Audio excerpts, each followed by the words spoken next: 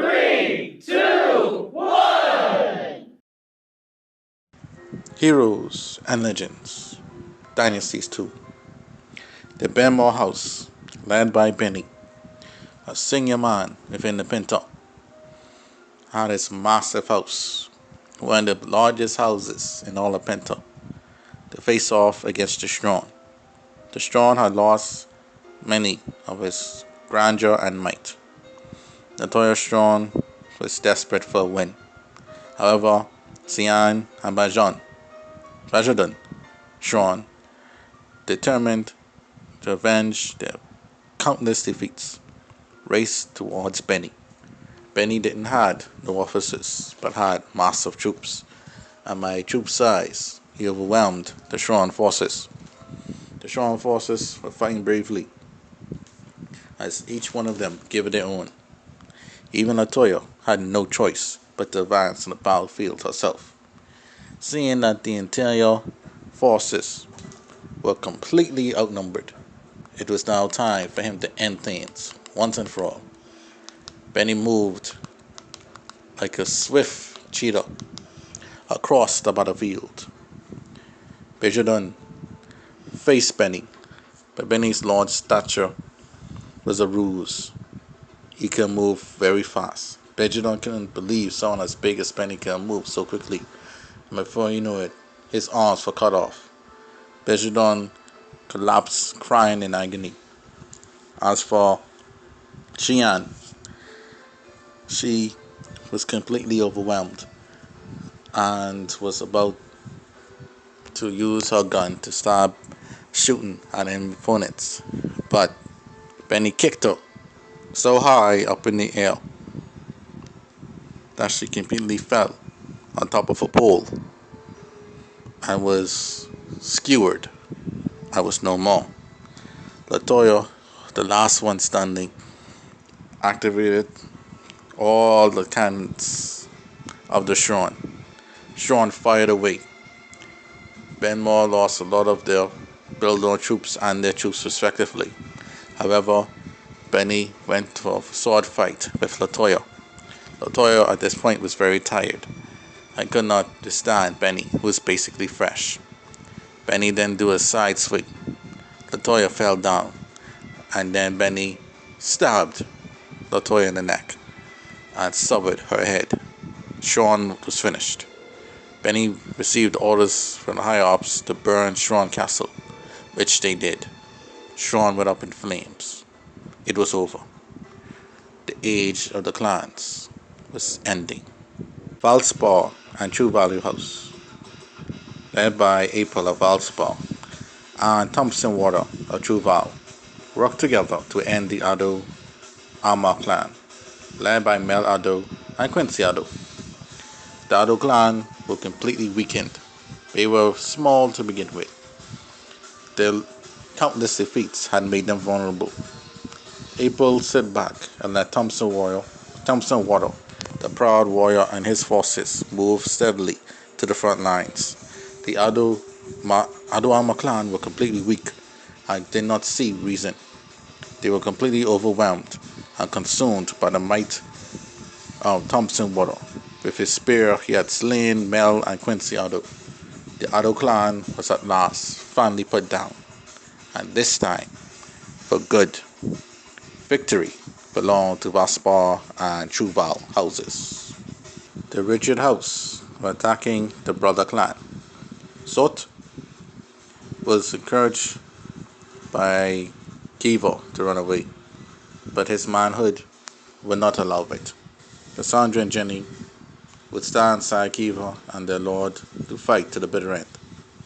Seeing that, Richard II, one of the oldest leaders in Penta, since the days that Penta was under the Builderon, now Builderon is over them, was the great archer. Inax was his personal officer.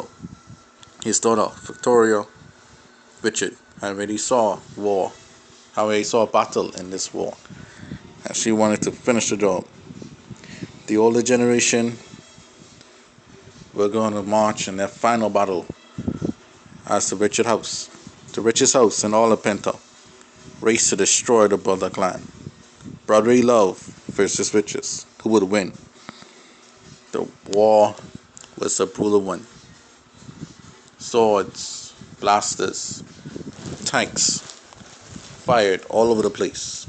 However, the brother clan, despite their tenacity, their unity, and their might, was no match for Richard II's bullseye, Annex, tall stature, and Victoria Richard's vast determination and youth. The brother clan fell. The leaders were defeated, and, like previous orders, their castles were razed. It was all over. Kiva looked in the sky as she was covered in blood, and her fellow cohorts, Cassandra and Jenny, their dead body was over. She raised her hand, wishing that things were different, wishing that they could have achieved much more, wishing that they could have returned to the dimensions and took it as they originally thought. Things could have been different, she said, but she let go of the ghost, and it was over. The brother was no more. The Var house, led by Jonathan and his younger sister, Jasmine Var. They were of an elite warrior class. Jonathan, being the great spearman and one of Damien II's closest friends, was determined to end the Tri-Lee clan and Kid Crash, who had become a pesky young man ever since the days of the dimensions. Now his luck was finally about to run out. However, the leader of the the Tri-Lee clan, was determined to destroy Valhouse. The Tri-Lee were the first to gain victory in the war, but now they stood as the precipice, the last clan standing between the Penta and their victory. Seeing everything that he worked for going in smoke, Kid Crash used the last of the Tectoran forces to launch their tanks, their mechs, and everything towards the front line. Jonathan, with his spear, oozed with holy water, and was granted more power. He used his spear and various holy matrimony slashes and attacks. The power of the elders was flowing around him. He was an oppressive warrior, cutting down the machines of the Tectoran forces. Soon, the last of the Tectoran were no more, and Kid Crash, seeing defeat, decided to run away. However, this is where Jasmine began to shine. She rode a horse and picked up the short man on the back of her horse and said, "I'm coming to get you." "Ha, I got you. Now I'm going to put you and lock you up." Not being one to be embarrassed, Kid Crash tried to sneak her. However, she predicted this and decided to take her sword and stab him in the gut without looking at him. Kid Crash couldn't believe it. "Oh, the fuck? Oh, how? Huh, I know you're gonna do that. I wanted to kill you my way." "Yeah." However, seeing that Kid Crash was gone and the Tri-Lee were basically finished without the Tectoran, took a poison capsule and swallowed it and committed seppuku. With that, the Tri-Lee clan were finished. Jonathan had received orders to raise the castles of the clan heads once the clan would have fallen. He didn't think it was right, for he achieved the mission. The leaders were defeated. So he evacuated the castle and told the civilians to leave. And then he raised the castle. He was a noble and honorable warrior. He cannot operate in such things. These fire orders must be came from Queen Catherine. I know Damien will not order such a thing. But then again, he did order a nuclear bomb back then, during the war against the Russians, by the way. No. Was it against the Monica? It was such a long time ago. Anyway, "Sister." "Yes, brother." "Come, in my arms." The two siblings embraced and looked at the fire. as it burned brightly and beautifully in the night. Brother, is this truly the last war we'll ever face? Jonathan.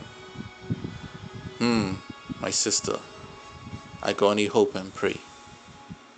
But things sometimes are not that easy. As the two looked on as the flames consumed the building, the end was near for the rest of the clans of Clan Space. Something mysterious was going on. Secrets were everywhere.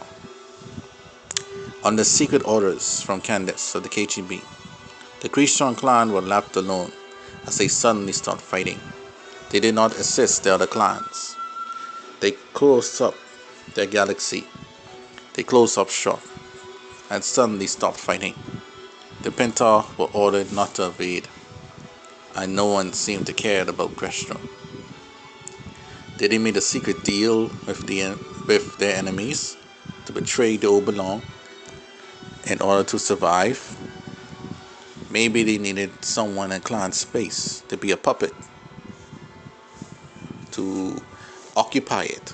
What better way to occupy a new territory than with the people who lived in that territory? Or was there something more to it? Mysteries, intrigue.